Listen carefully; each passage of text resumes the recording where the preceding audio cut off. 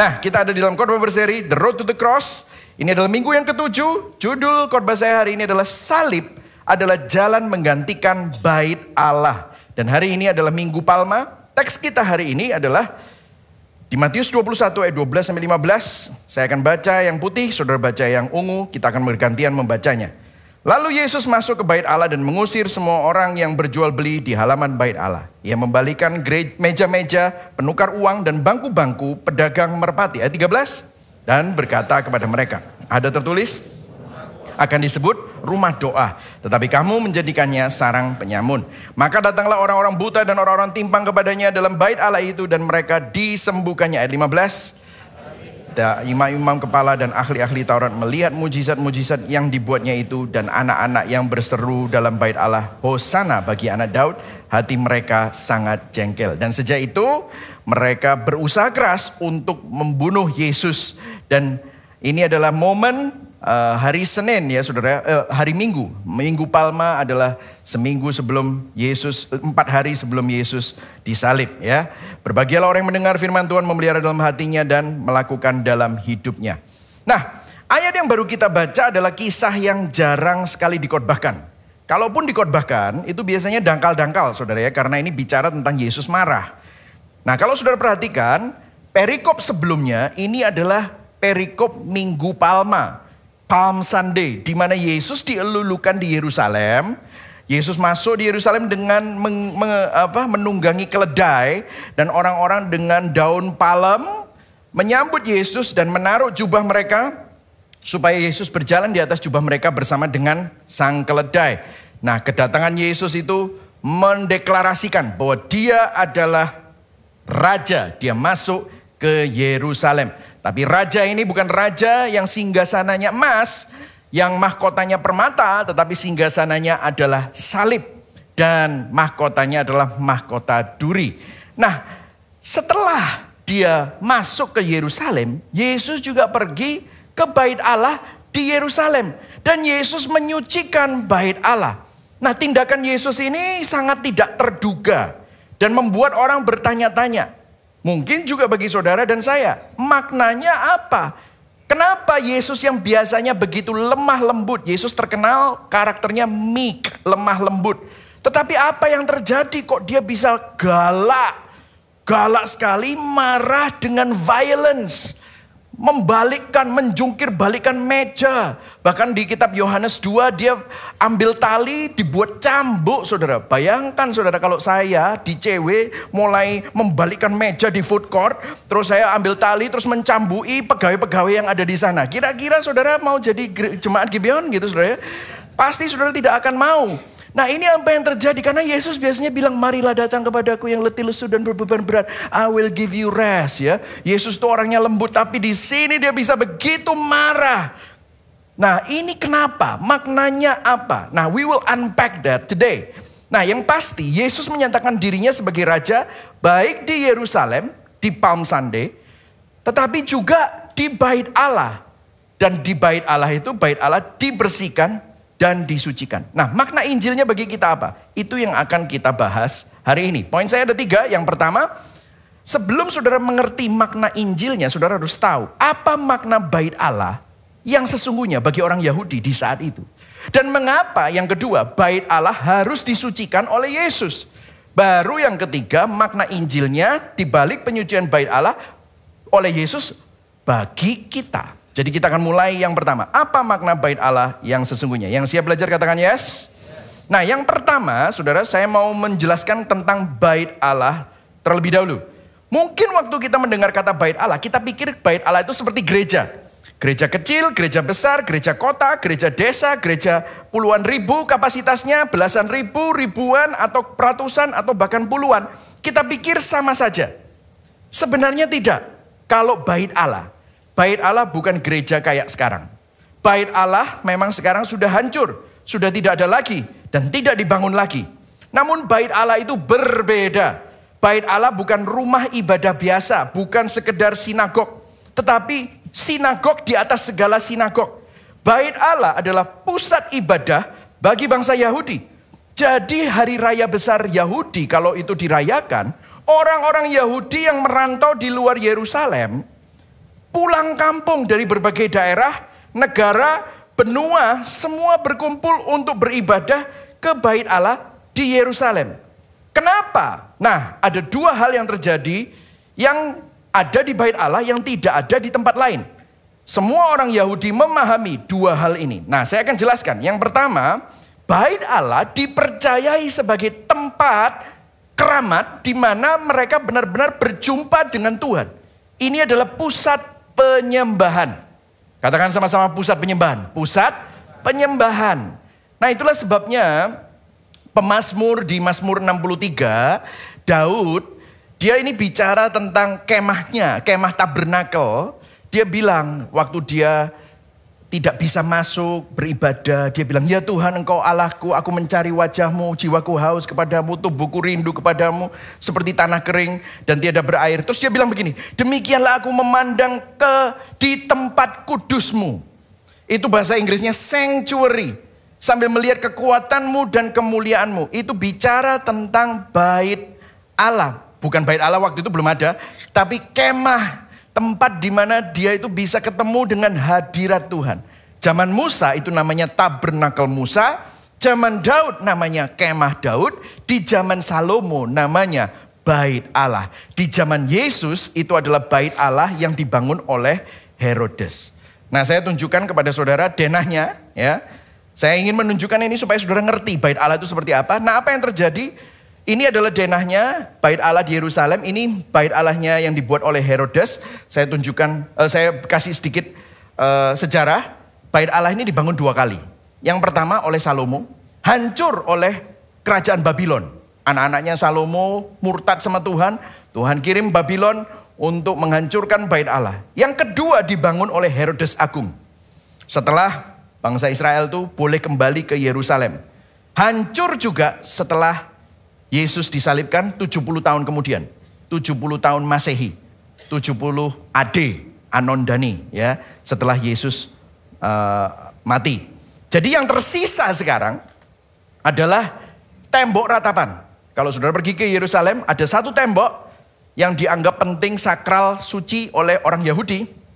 Itu adalah sisa dari bait Allah yang dibangun oleh Herodes Agung.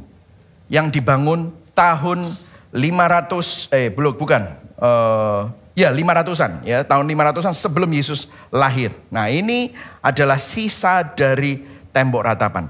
Nah, kalau saudara perhatikan, Yesus ngamuknya di mana? Yesus ngamuknya tuh di sini loh, saudara. Nah, ini loh. Ini namanya Serambi Salomo. Itu adalah halaman untuk orang bukan Yahudi. Di situ jualan banyak sekali, gitu, gitu ya. Wah, hewan ternak di mana-mana, kemudian penukar uang, sibuk, bising. Wah, rame sekali seperti pasar, saudara. Jadi apa yang terjadi itu full of people berjual beli. Dan apa yang terjadi? Yesus masuk ke sana, dia melihat ini kok bukan lagi tempat untuk beribadah, tetapi tempat untuk berjual beli.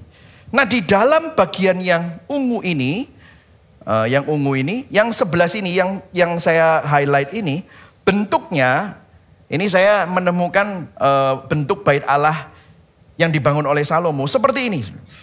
Bentuknya di mana ini adalah ada kayak pelataran para imam, di mana ada bejana pembasuhan, kemudian ini ada altar, baru masuk sebuah foyer, baru masuk ada ruang kudus dan ruang maha kudus.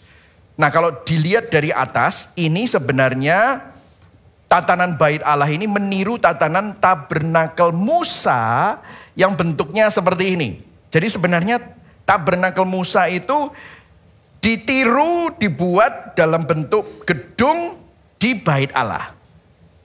Nah, di pelataran ada altar dan mezbah dari tembaga. Bejana, dan juga ada bejana pembasuhan dari tembaga. Nah, kalau saudara lihat masuk ke ruang kudus, di sana ada meja roti sajian, ada kandil emas, lilin dengan 7 cabang, ada dupa, meja dupa emas, kemudian baru ada tirai, tabir, yang memisahkan antara ruang kudus dan ruang maha kudus. Nah, di dalam ruang maha kudus, yang paling atas, di Di situ ada tabut perjanjian, bahasa Inggrisnya Ark of the Covenant.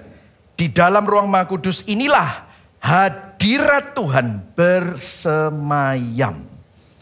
Itu yang membedakan, karena kalau orang mau ketemu sama Tuhan, mereka harus pergi ke sebuah lokasi namanya Bait Allah. Di ruang Maha Kudus itu ada hadirat Tuhan. Jadi ceritanya begitu ya saudara ya. Nah, apa yang pertama kali orang Israel lihat waktu masuk ke dalam tatanan ini adalah altar. Mengapa perlu ada altar? Ini adalah tujuan kedua. Mereka bukan hanya berjumpa dengan Tuhan, tetapi untuk berjumpa dengan Tuhan di Bait Allah harus melalui persembahan korban. Mengapa kok harus melalui persembahan korban? Nah, let me pause dulu, stop di sini ya. Apa yang Tuhan ingin sampaikan melalui ritual korban dan tatanan desain dari Bait Allah? Ya, kalau saudara perhatikan, Bait Allah ini diawali dari Musa. Jadi kalau saudara buka kitab Keluaran, Musa mendedikasikan 15 pasal. Berapa saudara? 15 pasal. Untuk detail, buat ini tadi, denah itu tadi. 15 pasal. Secara rumit, kompleks, detail. Nah disinilah saudara saya ingin memberikan pesan sponsor ya. Pesan sponsor. Sebelum kita meneruskan. Sebagai orang Kristen saudara, kita itu perlu belajar detailnya teologi. Penting. Kenapa? Karena Tuhan itu adalah Tuhan yang detail. Sangat detail. Jadi jangan anti belajar Alkitab. Yang setuju katakan amin. Jadi saya minta supaya kita ini kenapa kok serius sekali minta saudara baca Alkitab, merenungkan, ada land devotional. Ya, saudara diajak 2 kali berpikir gitu ya. Gini saudara, saya ini sering dengar ya, kalau di lingkungan orang-orang karismatik gitu ya. Ada yang bilang gini, kita kan, saya juga dibesarkan di dalam lingkungan karismatik. Dan orang bilang, Pak kalau orang karismatik itu nyembah Tuhan itu pakai ini Pak. Wah, adem Pak. Makanya kalau kita menyembah itu sampai mercing-mercing, wah, sambil angkat tangan, sambil nangis gitu, terus gini-gini. Wah gitu. Itu orang karismatik Pak, makanya dia itu pakai ini. Tapi kalau orang Protestan, orang Reform itu pakai ini. Wah, eksposisi, wah, doktrin, wah gitu saudara ya. Jadi hidup itu sudah susah Pak. Jadi saya mau pakai hati saja, nah, gitu saudara. Kelihatannya masuk akal ya saudara ya. Tapi ini pesan sponsor nih, saya perlu kasih tahu. Matius 27 ayat 37 berkata, Yesus yang bilang, kasihilah Tuhan Allahmu dengan segenap hatimu. Betul ya? Pakai hati, katakan sama-sama pakai hati. Penting ya pakai hati. Tetapi lihat, dengan segenap jiwamu dan dengan segenap akal budimu. Jadi juga harus pakai akal budi, harus pakai rasio. Jadi kalau cuma pakai akal budi toh, juga nggak benar. Karena apa? Akhirnya hanya penuh dengan pengetahuan jadi Farisi. Kerjanya ngomongin sesat, salah. Semua orang salah. Dia yang paling benar. Padahal dia tidak mengaplikasikannya. Tapi orang yang ngomong cuma pakai hati saja tapi tidak tahu. Dia tidak bisa mengartikulasikan siapa yang dia sembah. Itulah sebabnya harus dua-duanya. Pakai akal dan pakai hati. Ayo bilang ke kanan dan ke kirimu. Harus pakai akal sama pakai hati bro. Nah amin. Yang setuju katakan amin. Nah ini penting. Karena begini saudara, 15 pasal Musa itu mendapatkan suara dari Tuhan untuk membangun secara detail. Nah saya masih, back to the point ya. Saya masih ingat waktu kita mau jual rumah di Amerika, realtor saya, orang yang membantu kita untuk menjual rumah itu dia bilang, Pak, rumah nanti kami akan show kepada calon pembeli. Kalau bisa Pak, rumahnya dibuat seumum mungkin. Supaya waktu orang masuk itu tidak seakan-akan dengar ini Christian family banget. Kalau bisa ganti foto-fotonya dihilangin, ganti yang bunga gitu-gitu. Makanya biasanya kalau rumah kosong itu di stage, dikasih furniture sementara gitu. Supaya orang tuh bisa lihat dirinya punya rumah di rumah itu. Lah kalau terlalu personal, nanti nunjukin itu rumahnya Bapak. Kalau bisa seumum mungkin. Nah ini masuk akal. Nah kalau saudara lihat bahwa Tuhan itu membangun bait Allah, Tuhan diam di tengah-tengah mereka. Rumah Tuhan itu menunjukkan karakter Tuhan. Tuhan ingin menggambarkan siapa dirinya melalui desain tatanan bait Allah dan semua ritual korban. Alat-alatnya, alat ritual korban persembahan itu menunjukkan karakter Tuhan. Apa yang mau ditunjukkan? Bahwa Tuhan itu Tuhan yang kudus. Dia adalah Tuhan yang tidak bisa berkompromi dan mentoleransi dosa. Karena itu perlu ada altar.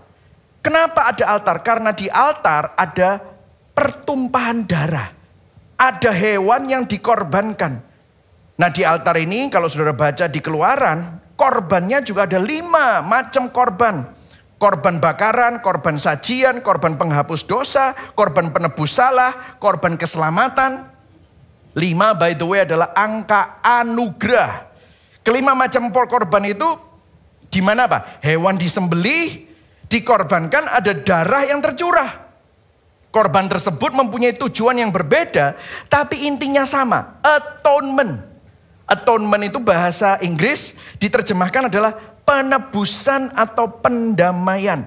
Di mana tindakan pendamaian dan penebusan dalam konteks itu berhubungan dengan dosa dan pelanggaran bangsa Yahudi di hadapan Tuhan. Kenapa kok perlu ada altar? Karena Tuhan itu kudus. Makanya Ibrani 9 ayat 22b, tanpa penumpahan darah tidak ada pengampunan. Itulah sebabnya harus ada penumpahan darah. Kenapa? Karena bangsa Israel manusia berdosa dan dosa harus ada konsekuensinya. Dan untuk bertemu dengan Tuhan maka harus ada penebusan dan pendamaian melalui apa? Dosa manusia itu ditransfer ke binatang, darahnya dicipratkan, darahnya tertumpah sehingga ketidakbercacatan dan ketidakbercelaan binatang itu bisa menjadi lambang di mana kita diampuni.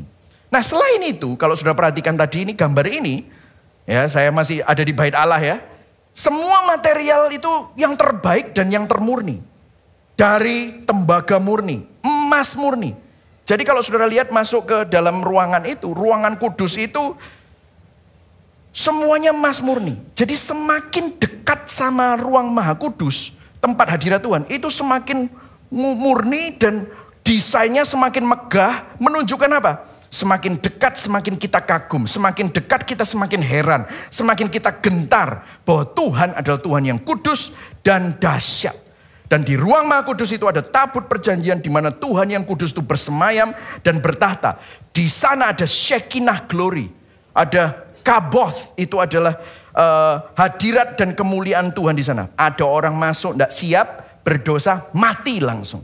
Jadi itulah yang menjadi tatanannya. Nah ada yang menarik saudara, bahwa di atas tabut perjanjian itu ada yang namanya tutup pendamaian. Adalah mercy seat. Apa saudara? Mercy seat, tutup pendamaian. Nah di Keluaran 25 ayat 7 dikatakan, 17 ayat berkata begini. Juga Tuhan tuh bilang gini, engkau harus membuat tutup pendamaian dari emas murni. Itu untuk menutup apa? Tabut perjanjian. Nah mungkin saya akan jelaskan secara cepat ya. Tabut perjanjian itu diisi 3 hal. Ada 3 barang di tabut perjanjian. Apa isinya? Yang pertama, tongkat Harun. Yang menggambarkan apa? Kepemimpinan Tuhan yang hidup. Yang kedua, buli-buli emas yang berisi mana. Yang menggambarkan pemeliharaan Tuhan dan penyediaan Tuhan. Yang ketiga, 2 loh batu isinya 10 perintah Allah. Yang menunjukkan standar kekudusan Tuhan. Nah bangsa Israel memberontak terhadap ketiga-tiganya. Memberontak terhadap kepemimpinan Allah. Memberontak terhadap penyediaan dan pemeliharaan Allah. Mereka nggak puas dengan mana. Mereka minta yang lain. Mereka bersungut-sungut minta ke Mesir gitu ya. Dan yang ketiga, mereka berzina. Mereka mencuri, membunuh. Melanggar semua standar kekudusan Allah. Semestinya dihukum. Tetapi pelanggaran bangsa Israel itu ditutupi oleh apa? Tutup pendamaian. Mercy seat. Menunjukkan apa? Ini yang kedua. Tuhan itu kudus. Tetapi Tuhan juga Tuhan yang berbelas kasihan. Dan setiap tahun, perhatikan. Ada hari raya Yom Kippur. Di mana imam besar masuk ke ruang maha kudus. Dengan apa?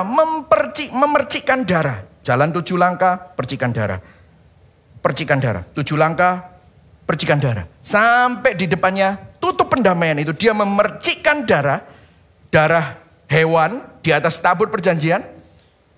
Dan Tuhan mengampuni dosa seluruh umat selama 1 tahun.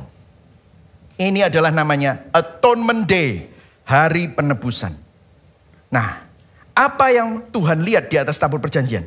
Mercy seat, ada darah yang tertumpah di atas belas kasihan, penutupan belas kasihan. Makanya di Keluaran 25 ayat 22 dikatakan, di sanalah aku akan bertemu dengan engkau. Dan dari atas tutup pendamaian itu, dia akan mengampuni dosa umat Israel. Yang dihakimi adalah korban yang ditumpahkan darahnya. Yang menerima belas kasihan dan pengampunan adalah bangsa Israel. Di atas tutup pendamaian. Nah, perhatikan ya, ini adalah pesan Injil.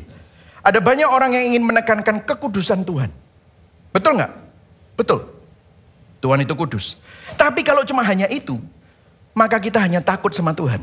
Takut dihukum. Tapi Tuhan juga Tuhan yang berbelas kasihan.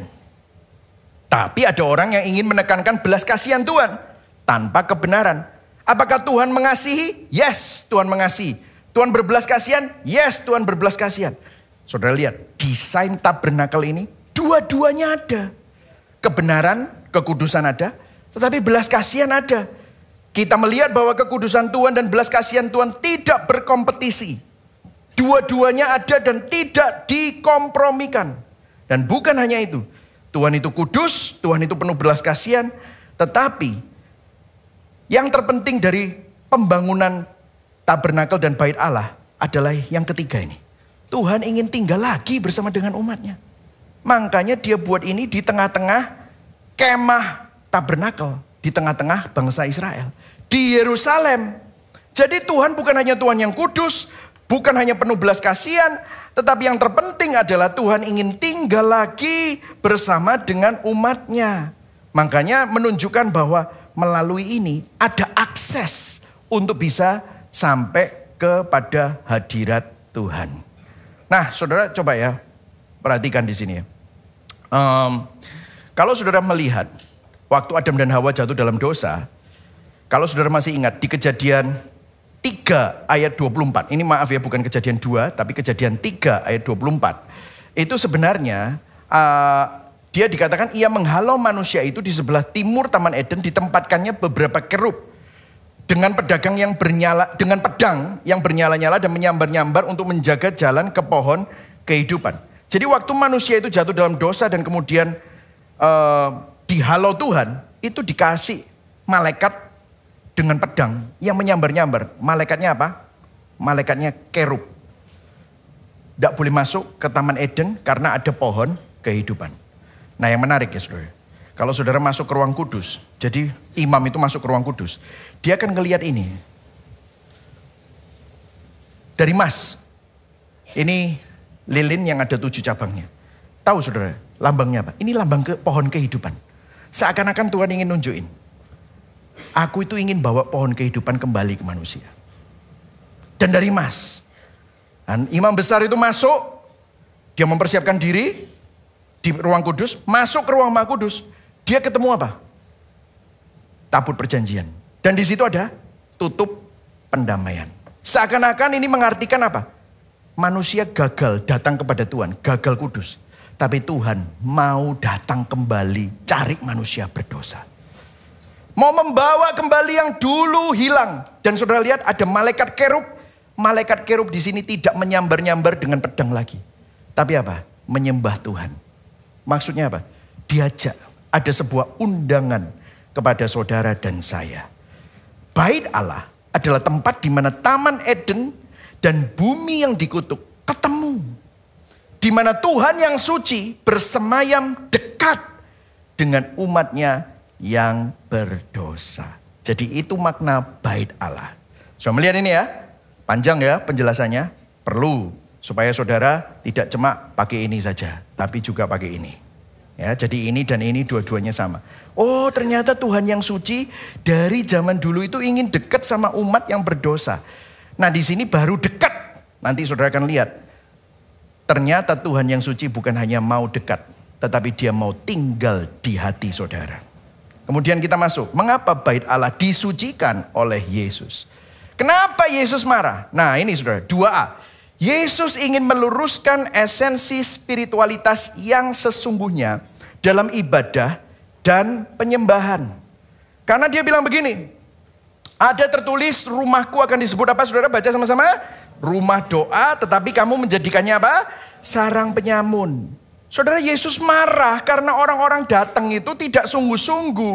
Mereka tidak benar-benar ketemu dengan Tuhan. Mereka nggak menghormati tujuan bait Allah itu secara keseluruhan. Jadi gini ya ceritanya, orang-orang Yahudi yang merantau di luar Yerusalem pulang kampung, mereka nggak bawa hewan. Apa yang terjadi? Ya mereka harus beli hewan. Lah mereka tidak punya uang, mata uang Yerusalem. Mereka dari tempat-tempat yang lain, mereka harus tukar uang. Coba bayangkan ya, itu penuh tadi, pasarnya besar sekali. Sebelah sana jualan beda 150 poin, 70 poin, 80 poin. Semua jualan, mau menukar uang di sini.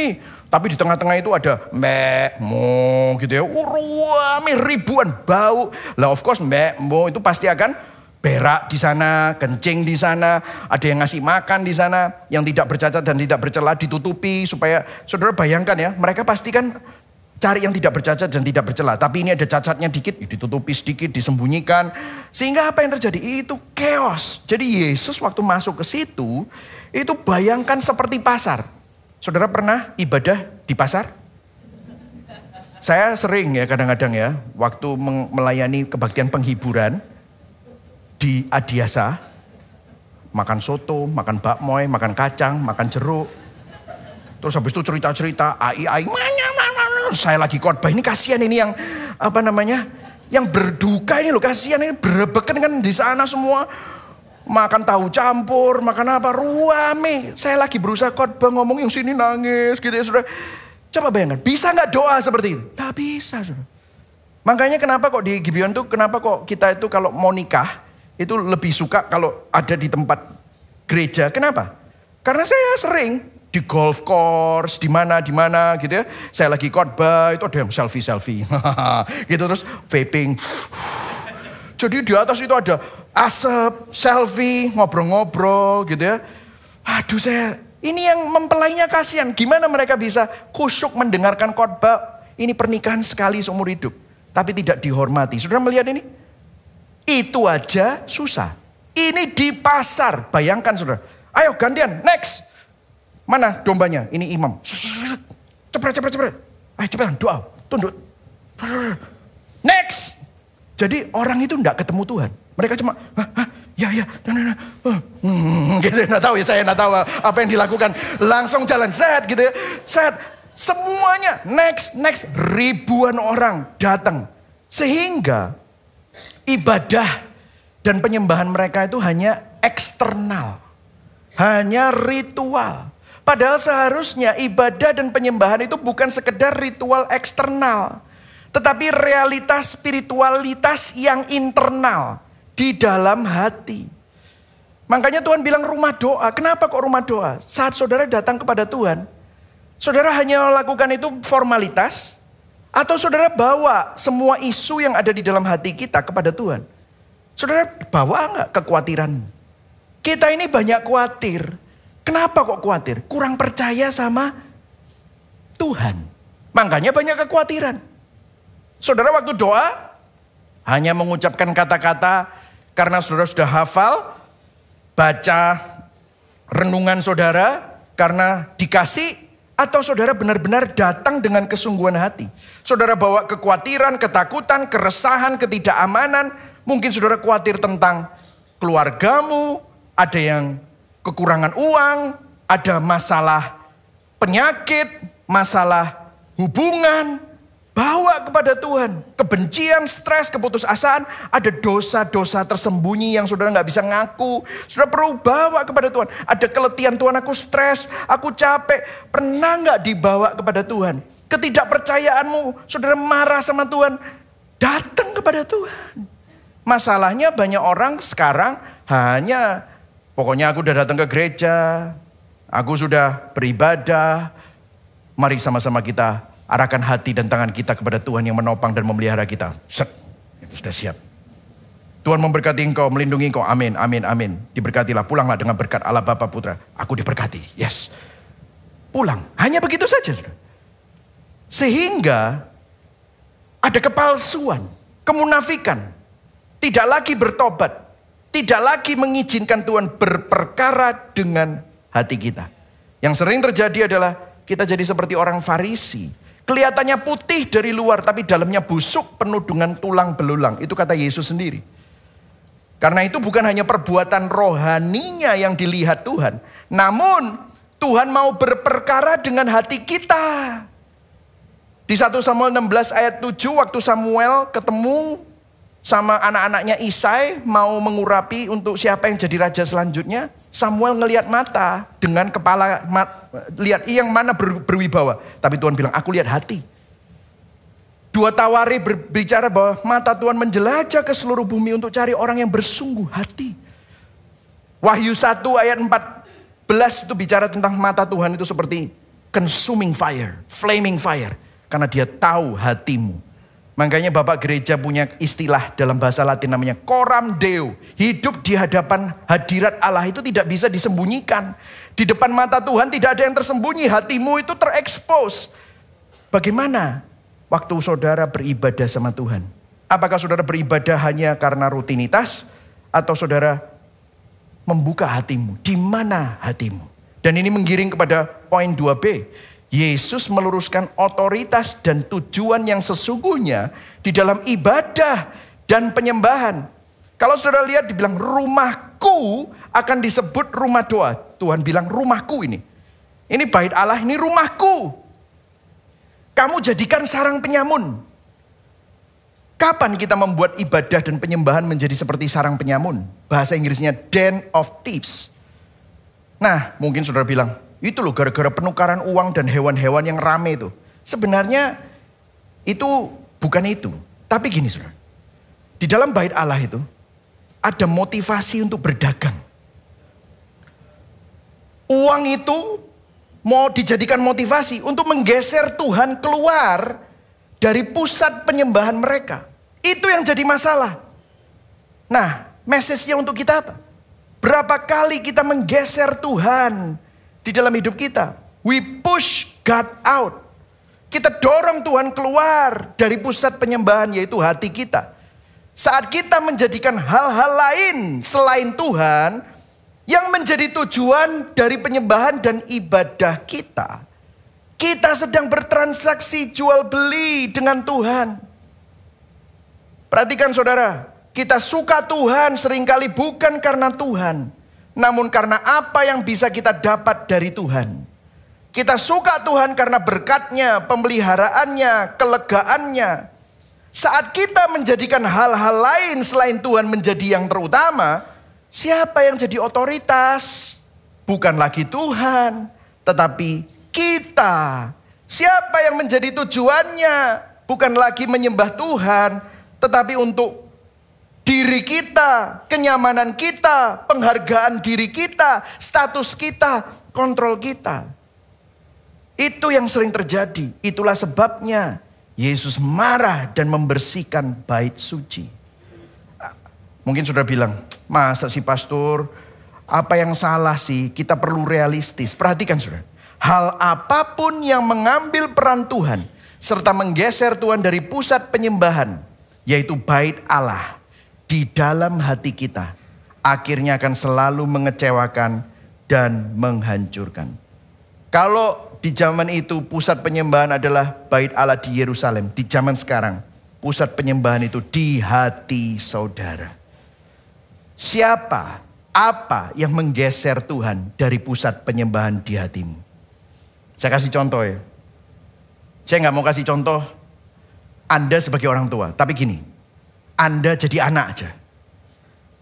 Berapa dari kita memiliki orang tua yang menjadikan kita anak pusat kehidupan mereka.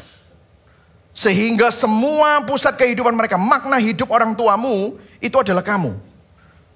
Alasan mereka terus tetap menikah adalah anak-anak. Alasan mereka kerja keras adalah anak-anak. Alasan mereka benar-benar mengorbankan segala sesuatu adalah anak-anak. Dan Anda itu jadi pusat kehidupannya orang tuamu. Saya yakin orang tuamu pasti sangat controlling. Pasti jodohmu dia pastikan. Kamu mau sekolah apa dia pastikan. Apa yang terjadi? Pasti kamu sering konflik sama papa mamamu, betul nggak? Kamu sering kerasa terkungkung, aduh aku nggak bisa apa-apa. Papa mamaku tuh sangat mengontrol aku. Kenapa? Karena saudara jadi berhalanya mereka. Saudara jadi pusat penyembahannya mereka. Dan pada waktu hal itu, apapun itu, dalam kasus ini adalah Anda sebagai anak, menjadi pusat kehidupan mereka. Anda ada di tempat ruang maha kudusnya mereka. Sehingga mereka rela mengorbankan segala sesuatu. Bahkan perasaanmu. Demi mendapatkan apa yang mereka pikir akan memuaskan hati mereka. Kalau anakku jadi dokter, aku bangga. Kalau anakku soge, aku bangga. Kalau anakku nikah sama sana, wah aku. Itu bukan Tuhan lagi. Tapi saudara jadi berhalanya papa mamamu.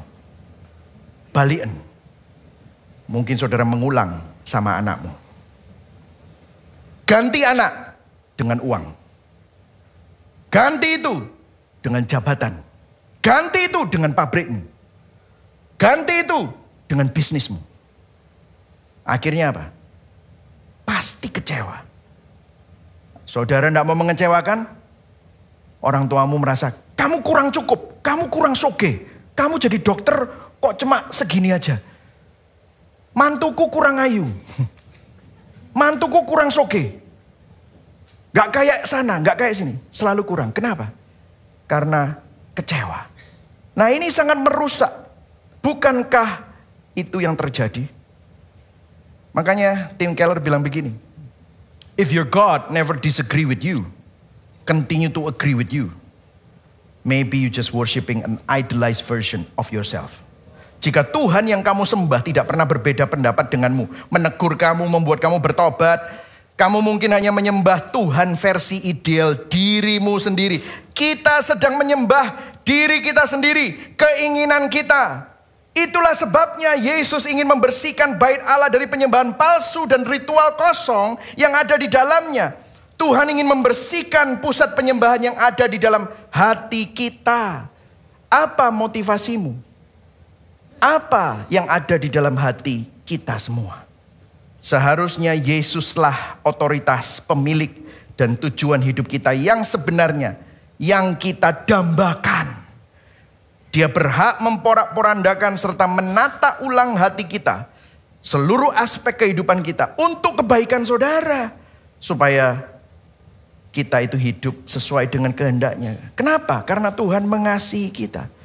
Saudara perhatikan, kalau pusat penyembahan bangsa Israel itu bait Allah, pusat penyembahan kita adalah hati kita. Seperti Yesus di Minggu Palma, masuk ke Yerusalem, dia masuk ke bait Allah. Izinkan hari ini, Yesus masuk ke hatimu dan membersihkan dan memurnikan seluruh isi hatimu. Izinkan dia menata ulang isi hatimu. Bukan hanya ikutan seminar, bukan hanya ikutan teologi, sekolah teologi atau mungkin ikut APS. Belajar di sana topik ini untuk membuat aku sukses, membuat aku bahagia, membuat aku lega, membuat aku damai. Kalau itu tujuannya, Anda masih membuat pusat penyembahan di dalam hatimu seperti sarang penyamun. Berjual beli. Mungkin saudara bilang, pastor saya nggak kayak gitu kok. Saya seneng kok doktrin. Saya seneng teologi. Saudara, saya sering ketemu sama orang yang jago doktrin dan jago teologi, pengetahuan teologi dan doktrinnya tinggi sekali. Namun jika teologi dan doktrin saudara tidak menata ulang hati saudara, maka Anda sedang membuat hatimu menjadi sarang penyamun. Anda sedang berjual beli. Kita bertransaksi untuk cari penerimaan, penghargaan. Pengetahuan itu Anda pakai untuk serang orang lain. Supaya Anda merasa baik. Sebenarnya kita sedang berjual beli. Yang ketiga, apa makna Injil di balik penyucian bait Allah oleh Yesus bagi kita? Saudara, di sini kita perlu melihat koneksi Injilnya, the gospel connection. Kenapa penyucian bait Allah ini penting untuk kita hari ini? Karena kalau kita menyimak perjanjian baru dan melihat dari sisi sejarah penebusan, redemptive historical view, ada yang menarik. Karena kalau saudara lihat di Yohanes 1, pada mulanya adalah firman. Firman itu bersama-sama dengan Allah. Dan firman itu adalah Allah. Ayat 14-nya. Firman itu telah menjadi manusia dan diam di antara kita. Diam di situ adalah skenoo, yang artinya adalah kemah, berkemah. Bahasa aslinya bertabernakel. Dan kita telah melihat kemuliaannya. Loh, yang bisa lihat kemuliaan kan hanya imam besar. Masuk ke ruang Maha Kudus yang harus ciprat-cipratkan darah tadi. Tetapi dibilang oleh Yohanes, kita melihat kemuliaannya dan dia berkemah, bertabernakel bersama dengan kita. Diam itu skenoo, bertabernakel. Perhatikan di sini. Firman itu menjadi manusia. Siapa itu? Yesus. Bertabernakel, tinggal dengan kemuliaannya bersama dengan kita. Nah, ini menarik, saudara. Saya akan tunjukkan kepada saudara di teks. Kalau kita kembali kepada teks kita, ada yang menarik bahwa setelah Yesus menyucikan bait Allah, di ayat ke-14, Matius 21 ayat 14, baca sama-sama. 1, 2, 3. Maka datanglah orang-orang buta dan orang-orang timpang kepadanya di dalam bait Allah itu. Dan mereka apa? Disembuhkannya. Jadi perhatikan, setelah Yesus menyucikan bait Allah, Yesus menyembuhkan yang sakit. Nah, perhatikan di sini. Yesus menyembuhkan saat berada di dalam bait Allah. Dia merawat mereka yang terluka, mereka yang buta, timpang. Buta melihat, timpang berjalan, tuli mendengar, dan lain-lain. Apa aplikasinya? Perhatikan. Kesembuhan penyakit fisik setelah penyucian bait Allah adalah suatu bayangan akan karya penebusan Kristus yang membuka suatu jalan masuk pada pembersihan hati kita, serta pengampunan dosa dan pentahiran kita yang percaya kepadanya. Perhatikan di sini. Tabernakel Musa atau bait Allah itu hanyalah bayangan dari tabernakel atau bait Allah yang sesungguhnya di perjanjian baru. Siapa bait Allah dan tabernakel di perjanjian baru? Itu kita bicara tentang Yesus Kristus. Kalau dulu harus lewat ruang kudus dan ruang Maha Kudus, dulu harus lewat imam besar, Yesus Kristus sekarang adalah akses jalan masuk kita kepada hadirat Tuhan, pada perkenanan Tuhan, pada kemuliaan Tuhan. Dialah aksesnya. Ada satu ayat di Yohanes 2 tentang Yesus yang menyucikan bait Allah. Dia, saudara nanti bisa baca ya nanti. Tapi Yohanes 2 berkata begini. Setelah Yesus menyucikan bait Allah, dia bilang begini. Ayat 19. Orang-orang Yahudi nantang. Kamu marah-marah gini. Tanda apa yang bisa kamu tunjukkan supaya kami gak berjual beli lagi? Bilang gitu. Yesus bilang, ini yang akan jadi buktinya. Ini tandanya. Runtuhkanlah bait Allah ini. Dia nunjuk bait Allah, rumah Allah ini. Aku akan membangunnya kembali dalam waktu 3 hari. Apa maksudnya? Apa maknanya kok dia bisa bangun 3 hari? Saudara masih ingat? Yesus disalib hari Jumat. Tapi kemudian 3 hari kemudian Yesus bangkit. Di Ibrani 10 ayat 11 dia berkata, kitab Ibrani menjelaskan tentang ritual-ritual. Dia bilang, setiap hari para imam berdiri dan melakukan upacara keagamaannya. Mereka mempersembahkan korban yang sama berulang-ulang setiap hari. Tetapi semua korban itu tidak dapat menghapus dosa. Ayat 12 baca sama-sama ya. Perhatikan ya. 1, 2, 3. Kristus mempersembahkan hanya satu korban. Untuk apa? Semua dosa. Dan korban itu apa? Cukup untuk selama-lamanya. Berikan tepuk tangan buat Tuhan. Oh, cukup untuk selama-lamanya. Korban yang dilakukan imam itu hanya simbol, tidak dapat menghapus dosa, tetapi hanya menutupi dosa dengan darah binatang untuk sementara waktu. Tetapi melalui Yesus, apa yang dilakukan oleh Yesus? Dia adalah korban pengganti, korban penebusan. Dia adalah imam besar agungnya. Dia tidak pakai binatang, dia tidak mengirim orang lain untuk dikorbankan. Dia beri dirinya sendiri. Dia yang menjadi korban yang sempurna. Itulah sebabnya kita tidak perlu imam besar lagi, karena kita memiliki imam besar pengantara yang sempurna. Yesus disembelih menjadi korban yang sempurna. Itulah sebabnya saudara, karena pengorbanan Yesus. Kalau saudara baca seterusnya di Ibrani 10. Jadi saudara-saudara, oleh darah Yesus, kita sekarang penuh keberanian dapat masuk kemana? Ke dalam tempat kudus, di ruang maha kudus. Karena Ia telah membuka jalan yang baru dan yang hidup bagi kita melalui tabir. Saudara masih ingat ruang kudus dan ruang maha kudus? Yang memisahkan adalah korden, tabir. Waktu Yesus berkata, sudah selesai. Apa yang terjadi? Tabir itu sobek dari atas ke bawah. Dikatakan tabir itu yaitu siapa? Dirinya sendiri. Dan kita mempunyai seorang imam besar sebagai kepala rumah Allah. Dan sekarang imam besar itu di mana? Tinggal di dalam hati saudara dan saya. Ayat 22, baca sama-sama ayat 22. 1, 2, 3. Karena itu, marilah kita menghadap Allah dengan hati yang tulus, ikhlas, dan keyakinan iman yang teguh. Oleh karena apa? Hati kita telah apa? Dibersihkan dari hati nurani yang jahat, dan tubuh kita telah dibasuh dengan air yang murni. Saudara, ini yang dikatakan Tuhan. Tirai itu sobek dari atas ke bawah, menunjukkan bukan karya manusia. Kalau manusia itu gunting dari bawah ke atas. Tapi Tuhan yang melakukannya buat saudara. Yesus Kristus adalah tabernakel, adalah bait Allah yang sempurna bagi kita. Yang setuju katakan amin. Saya akan tutup dengan sebuah ilustrasi. Seorang hamba Tuhan pernah bercerita tentang seorang anak kecil bandel. Yang saking bandelnya dia sering pulang rumah terlambat. Pulang sekolah. Orang tuanya memperingatkan si anak. Kamu harus pulang tepat waktu tiap hari. Karena kamu harus bikin PR. Harus makan malam. Tapi bagaimanapun si anak selalu telat. Dikasih peringatan sekali, 2 kali, ketiga kali. Orang tuanya bilang, kalau besok telat akan ada hukuman. Akan ada konsekuensi. Dan beneran, besoknya si anak ini lupa lagi. Dia main, dia pulang telat, tidak bikin PR. Dia pulang pas makan malam. Karena sudah matahari terbenam. Maka papa mamanya suruh dia mandi dan suruh duduk di meja makan.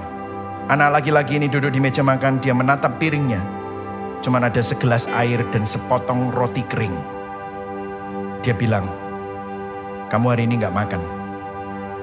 Anak itu duduk, lihat piringnya kosong, roti kering. Dia lihat piring papanya. Ada rib eye tenderloin. Dengan sayur dan ada kentangnya. Dia lihat mamanya, makanannya full. Dia tidak bisa. Mereka berdoa. Setelah selesai berdoa, ayahnya sebelum makan, dia ngelihat anaknya tertunduk sambil nangis. Karena anaknya tahu dia bersalah dan dia menanggung konsekuensi. Sang ayah menunggu sejenak. Kemudian dengan tenang mengambil piring anak itu, meletakkan di depan dirinya. Kemudian piring yang penuh dengan rib eye, dengan steak itu dikasihkan ke anaknya. Anaknya kaget. Papanya bilang, makan. Terus, papa gimana? Papa makan yang ini. Dan anak laki-laki itu sangat tersentuh. Setelah anak laki-laki itu bertumbuh dewasa, dia berkatakan, sejak malam itu, aku ngerti apa yang papaku lakukan. Aku jadi kenal apa yang namanya kasih karunia. Saudara, Anda mengerti betapa besar kasih karunia Tuhan bagi saudara? Kristus menukar piring kita dengan piringnya.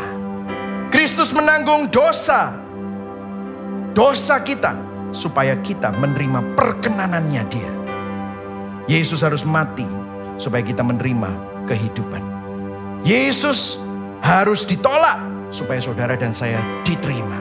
Yesus harus dihukum supaya saudara dan saya dapat diampuni. Yesus harus disiksa dengan cara yang mengerikan supaya saudara dan saya dapat disembuhkan. Yesus terpisah dari Bapanya. Dia berkata, Eloi, Eloi, lama sabachthani, Allahku, Allahku, mengapa engkau meninggalkan aku? Supaya saudara dan saya dapat disatukan dan didamaikan dengan Allah Bapa selama-lamanya. Melalui Kristus kita dapat masuk dekat dalam tempat kudus Tuhan. Kita memiliki penerimaan Tuhan. Kita memiliki perkenanan Tuhan.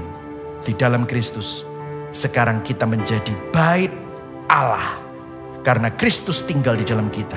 1 Korintus 3 ayat 16. Baca sama-sama. 1, 2, 3. Tidak tahukah kamu bahwa kamu adalah bait Allah dan bahwa roh Allah diam di dalam kamu. Bagaimana mungkin kita yang masih jatuh bangun di dalam dosa bisa jadi bait Allah dan ada roh Allah yang diam di dalam kita?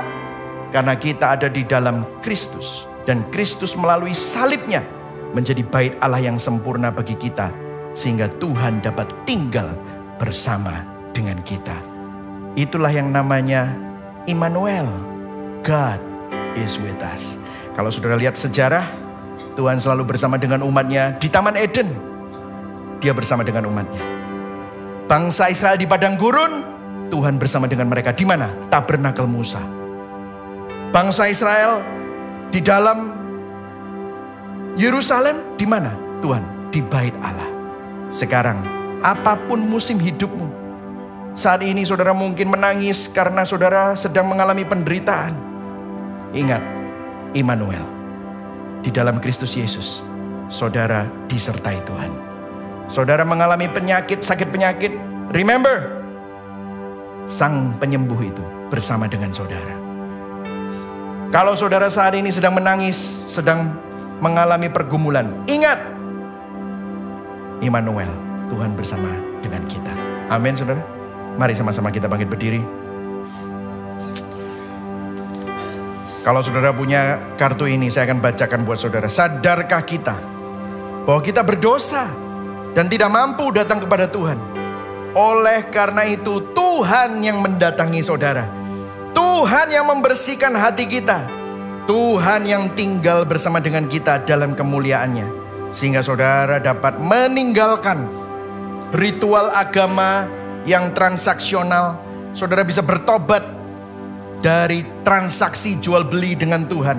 Saudara dapat berelasi dengan Tuhan di dalam Kristus Yesus. Refleksi kita hari ini, apa yang sering membuat kita memiliki hubungan yang transaksional dengan Tuhan? Seringkali kita buat hati kita jadi sarang penyamun. Mau nggak kita lepaskan itu dan mempercayakan hidup kita hanya kepada Yesus Kristus, Sang Bait Allah yang sejati itu. Amin.